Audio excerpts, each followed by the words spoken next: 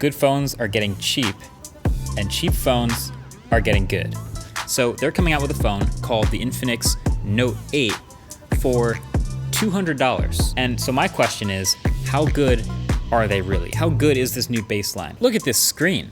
This phone has a gigantic display. It's a 6.95 inch LCD display. But let's get over here to the back of the phone.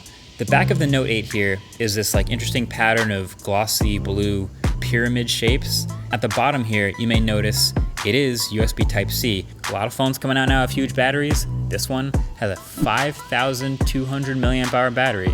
Then the software experience with what they're calling XOS on top of Android 10. And performance is good enough through animations and scrolling, as you can see. And you're also getting 128 gigs of storage and 6 gigs of RAM. So enough to run some games on that huge, nearly 7-inch display and feel totally fine with it. For cameras, total 6 cameras on this phone, 4 on the back, 2 on the front. I'm actually, I would say, impressed. I think it's harder to make a good phone at this price. Either way, thanks for watching. Catch you guys in the next one. Peace.